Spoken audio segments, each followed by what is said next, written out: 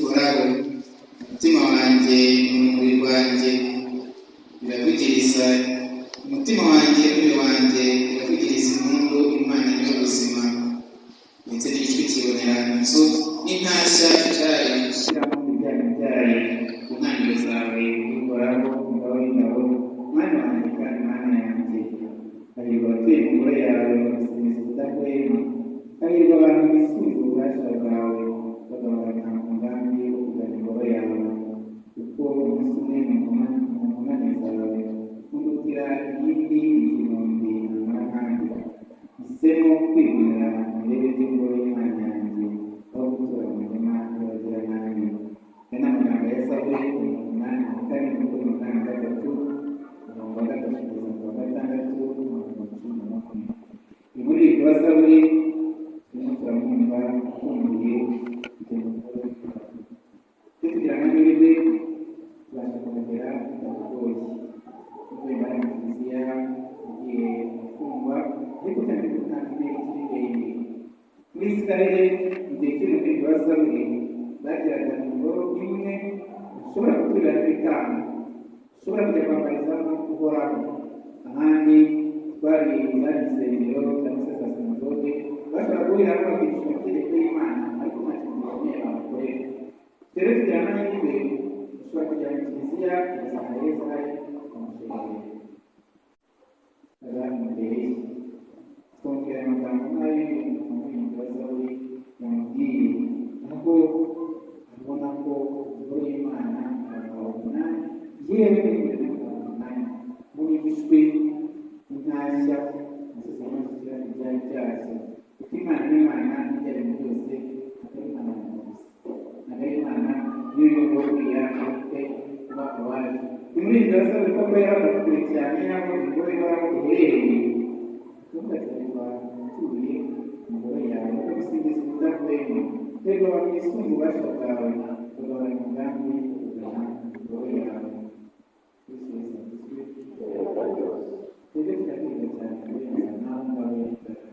Kuko uyu munsi noneho ntabwo bikenewe ko nanaza mu ngoro y'Imana kugira ngo ari gukorera umugabo, kuko bashobora gutora umutima. Yesu nutwibutsa ko igihe kimukunze gifite ku mategeko ye ntatazakunda nawe agakunda akazabatura umutima wacu. Ntabwo turi ngombwa gukora ingendo ndende, kuko iyo tuvuye turi babiri cyangwa turi batatu duterera izina rya Nyagasani mugashobora gukora hagati yacu. Nyagasani batubwira ko ari umugenzi wacu ukeneye wacu ufite icyifuzo cyo twamufasha mu buzima bwawe. Nyagasani akatwibutsa ko uhirwa kuko ufite Eucharistia. Muri yo yarayihaye umubiri n'amaraso bye dufite hafi yacu. Ushobora kumuhabwa akagira umutima wacu, ushobora kumusengera akavuga ubwiza bwe. Nyagasani amusanga mu bwoko umurinzi wa Zaburi atubwira inyota yo kuba dushakashaka Imana kandi dushatse neza turayibona ntabwo twinshi turi hafi yacu. Hanyuma ibyo yari yabuze ibyo twaba tubifite tubikoreshe neza, twirinde kubikoresha gusa dusanzwe tubijyanye. Umuntu wambaye ikirezi ntamenya ko kera twebwe twese tuba dufite ibikoreshoka byose kugira ngo tubyaze umusaruro. Mu isomo rya mbere turi kumva Imana ikwereka gusa ko agomba gutunganya isanduka y'isezerano. Ibyo ntabwo twabyumvise yaratambutse.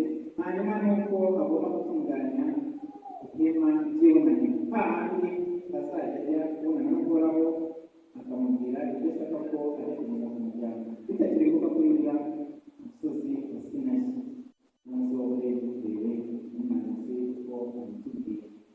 Aya none Imana ishobora kuza ikajya mu ihema ry'ibonaniro, dore ko none afite ibimenyetso bigaragaza ko ihari. Geretse rero bavuye mu Misiri baremeza Imana yabahaye ibyo bakabivuga bakabimana. Bigeze bawutaza ahubwo bifuza batwamenya ko bari kumwe. Ubwo tukurenze barabye agacukura mama bakagira n'ingamba bakagira inkingi y'agaciro n'umuriro n'iby'umuriro n'ijoro bigaragara ko Imana igaragara nk'umuryango wacu. Twebwe uyu munsi dufite amasezerano gutegeka ijambo ry'Imana, ibitekerezo by'Imana hafi yacu. Icyo gihe yasa n'ubushyinguro ikozwe muri zahabu, ikozwe ariko abanyeshuri birimo imyeyo, birimo bya bisate bibiri by'amategeko Imana yahaye Musa, bikagaragaza izina ry'umuryango wayo, ntabwo ari byo bya Imana, byari ikimenyetso cy'Imana hamwe n'umuryango wayo. Aka gacu kumvise kandi bakajya muri ya ngoro bubatse, bijyanye n'ububatse, hanyuma byaba ngombwa ko umuryango wimuka ukazamuka bikagaragara ko umuryango ugomba kugenda, ukavanga bakajya ngo ntabwo Imana ishaka ko bajya, byagaragara ko Imana ari umuryango wayo. Ariko twibuka ko Imana itubwirana muri iyo sabuka, Imana itubwirana muri ako gacu, Imana itubwirana muri ibi ngibi, Imana ni byose. Bigaragaza ko turi kumwe n'umuryango wayo. Icyo rero birasabwa iki? Ni ukubaha amategeko yayo, ni ukubaha ikimenyetso kigaragaza ko Imana iri kumwe nawe. Ariko nanone yari hanze yawe, iri hanze y'igihugu, y'inkambi yawe. Twebwe rwose n'amahirwe yifuza kuba hanze yacu. Rya jambo ry'inama ryanditse kuri ya mabuye gusa ngo birangirire aho ngaho, Imana ikagenda umutima wacu. Niyo mpamvu rero kugira ngo wumva mu magambo maze kuvuga akayakurikiza, umeze nk'umuntu watsindiye gutangira. Amagambo ya Yesu twifashishije umutima wacu, tukayagira ko tugomba gushimirwa ko yabigize. Twayashyira mu bikorwa, nta cyaduhungabanya buri muntu wese uri ku isi. Itegeko igeze hose ku rutare, imvura yaraguye, imvura iratemba, umuyaga uhuha, ukoranira kuri ya nzu inyangira iciye. Hanyuma mu magambo Yesu Kristo akavuga, ntayiteho ntayakurikize, mu buzima bw'ubwubatsi umusenyi. Imvura yaraguye, umuyaga uhuha, imvura iratemba, ukoranira kuri ya nzu iribuka. Kristo yavuzwe, igihe ashaka kutubwira iki? Iyo nshingiye ibyanjye biremwa, nta kibazo cy'uburwayi baramutakaza cyane. Biremwa ni abantu, ni amafaranga, imirima, amatungo, niwe n'ishitani.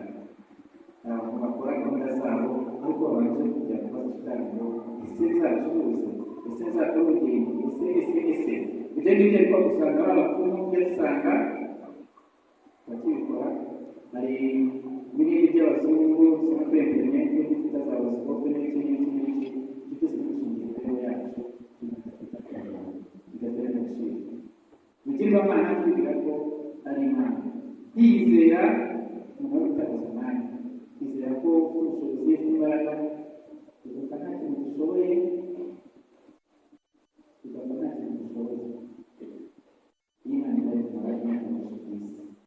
Uko umuntu atangira aryamye n'ukarangiza aryamye, siko bimeze.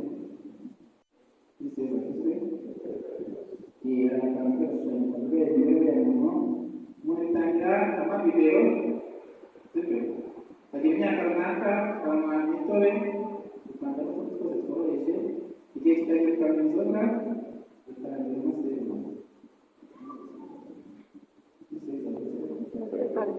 Ubuzima bwacu butangira nta mbaraga, butangira nta mbaraga. Ni byiza ko tugendana n'Imana, kuko nagira turi kumwe n'Imana ubuzima bwawe bwose. Nagira imyaka ijana ntashobora kwirukaho niba nshaka kugaburira ingama gakomeye, ariko iyo niringiye imbaraga zanjye, imbaraga z'umusore w'imyaka 5 ziko zateretse. Wenda izi myaka umusore w'imyaka 20-30 atazatera, ese umusore w'imyaka 80 azatera.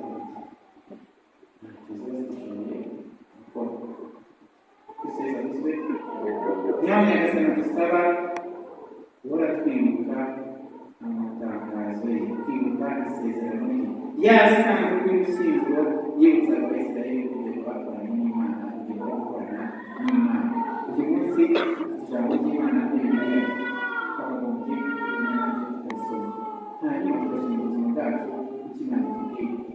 uyu munsi duhura n'Imana mu masakaramentu Eucharistia by'umwihariko nk'uko dushimira ubuzima bwanjye kuri Yesu Kristo uzatanga imbaraga zibasha gutsinda imbaraga z'umubiri ku Mana bwe bidashoboka gukora ibimenyetso bisaba gushyira mu bwenge bwacu ugasanga bidashoboka bakatubwira ngo bidashoboka ku bantu ku Mana bidashoboka tubishobozwa n'iki kuko twari kumenya bw'Imana muri twe aho ngaho mu Eucharistia mu ijambo ry'Imana yagasanga ubushobozi twari dufite tugashobora bya bintu bidashoboka uyu munsi Nyagasani nyuma yo kutwereka ko agendana natwe yifuza ko dutera intambwe muri bya bimenyetso byagaragaje tubona ingingo tubona ibijyanye na byose tubona uyu munsi aratubwira ko aratwereka ko ingoma y'ijuru twayumva aho mu gihe cya misa ntabwo amagambo bayumvise mu mutwe ko bakunda Imana ari impamvu inshuro nyinshi ariko yasigaragara amakosa menshi Yesu rero aragabana natwe kugira ngo mugenzi wacu turimo muri nyazamu z'umurimo yambaye natwe twari dutandukanye munsi icyaha agakora igitangaza runaka agashakira impamvu yibuka ari intungane Imana isigaye ikorera ibitangaza mu bantu bayo batabasha kumenya ko umwana w'Imana abandi nabo byishe na rya jambo ry'Imana basoma ntibaryumve batumirize urupapuro bakoresha ntibashe kubona ko Yesu ari Imana rwagati muri twe twebwe uyu munsi turabizi umwana w'Imana ijambo rye turabizi gutanga amagambo ya kana k'abikuna kubaza ngo gusa bikura no gukura ku bazi ku Mana kuko bavuga ko intambwe se ari umwe ushobora kujya kuri data anyuze kuri Mwana ashyira kuri Mwana ashobora kujya kuri Mwana anyuze kuri data aho bagira ngo barushidikanyaho mu burenganzira bwe kugenda na ngombwa ariko ukamenya kugira isobanuro kugira ngo iminsi nta mu gihugu mu buryo bwo gusobanurira uramutse ubikoze ubikwiye gutsinda nta gushidikanya ari icyaha nifuza kumenya no gusobanukirwa neza ikiri kunanira umutima nta bimenyetso bifatika Imana yaretse bifatika ngiye gushaka igisobanuro kandi icyo kintu kibi kizira Yesu rero kugira ngo dusobanurire ukuntu ingoma y'ijuru iteye yaduhaye ishusho y'ishundura banaze mu nyanja hanyuma bakabimurira ingoma y'amavuta amafi menshi bakabikura ku nkombe bakicara bakabaramura mu gitebo kandi bakabaho kandi bakabaho bakayajugunya Nyagasani Yesu Kristo yaje twebwe twese nta muntu yashyize ku ruhande ijambo rye yaritubwiye twebwe twese ntabwo aribwiye bamwe bareka abandi ari impamvu y'abandi byabagoye kumubona yita ku banyamahanga kumubona yita ku banyabyaha bakavuga bati bwe ni muntu usangira n'abanyabyaha ugenda n'abanyabyaha ntabwo babyumva kuko bumvaga wenda ko agomba kwitwarira n'amategeko bari barashyizeho anyuranye n'amategeko Imana yaratanze kuko amategeko y'Imana yaziye umuntu wese ijambo ry'Imana yaziye umuntu wese umukiro Imana ituzanira Yesu Kristo waziye umuntu wese ntawushyizwe ku ruhande Yesu rero aratubwira ko iryo jambo rye ubwo bumuntu bwe Imana bwe twese byaziye amasakaramentu twese yaziye ariko ntibarakira abandi ntibakira ntabwo ari ikosa ry'Imana ni ikosa ryacu abeza rero basa n'amafi meza ashyirwa mu bitebo bizatuma agira akamaro ni abakiriye ivanjiri ya Nyagasani ni abakiriye Nyagasani ni abakiriye igitambo cye nubwo twese ari kumenya amaraso ye ariko hari abemera gukizwa n'aya maraso bari mu karyama abo rero barahirwa kuko ingoma y'ijuru bayinjiyemo nubwo kwigira Yesu atangiye kwigisha nuko marayika bitubwira yakabwira tukubwira ngo nimurike mwemere inkuru nziza ingoma y'Imana yegereje twebwe ntabwo ari yegereje ahubwo yatugezeho mu hagati ise rero cyangwa ikihaza inyanza isi Nyagasani izazamura urushundura rwe nzaba ndurimo ndi mwiza cyangwa nzaba ndurimo ndi ku ruhande n'umuntu bakwicara akibaza ngo Imana tubanye dute Yesu aratwereka ko twese duhamagarwa nubwo bwose abazamwakira abo ngabo nibo bahirwa hanyuma amaze kumwakira amaze kumumenya mu buzima bwabo abo ngabo binaza kuti aya mafi adafite akamaro cyangwa se twa dusimba tumwe twinjiye muri rwa rushundura ariko ntacyo twamara usibye kujugunya uyu munsi rero tumusabe adufashe twirinde ikintu icyo ari cyo cyadutandukanya nawe kuri iki cyose cyatuma tuvuga ngo sinamenye iyo menya kuko barasaba bakeneye amenyo kuko ubuzima bwabo bwujuje ubusa yatarena yo kuba Imana yarabahaye ubuzima bakagenda bakabupfurika mu butaka ntibakire ubuzima duhabwa muri Yesu Kristo kumumenya kwakira batisimu kwakira ingoma y'Imana ubuno tubibyaze umusaruro ubuzima twese turabufite ariko arabukoresha neza n'abakoresha nabi ubwaje gukoresha umutima yacu n'ingorane mutagatifu ese kuko cyari ingorane mutagatifu cyangwa yagize icyaha Kristo Yesu aguzwe umunsi mwinshi twahawe yahagarutse ko icyo cyaha gishobora gutuma tumukira Imana gishobora gutuma tujya kure y'Imana kandi twera ko ari icyo bimaze kuri iyi si igihe twakoresheje nabi ubuzima bwacu turi ku Mana igihe twakoresheje neza ubuzima bwacu tunuka umurongo mwiza umugeye Imana umugeye utuye ijuru Yesu yitwibutsa ko umwigishamategeko wese wigishijwe n'ingoma y'ijuru asa na nyir'urugo ukura mu rukingo rwe ishya n'ishaje ahangaha tubwira iki Nyagasani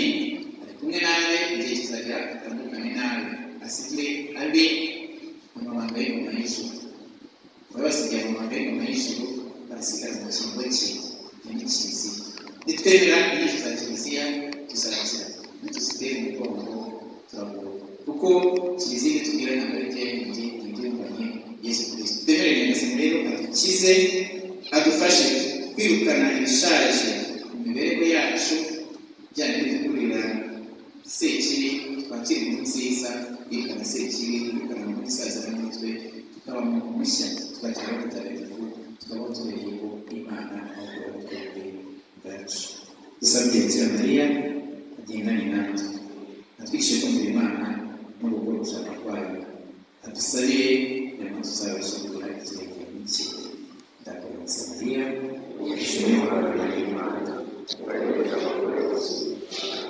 Yezu Imana byarasingizwa Mariya mutagatifu umubyeyi w'Imana urayidusabira ku banyabyaha ubu n'igihe tuzapfira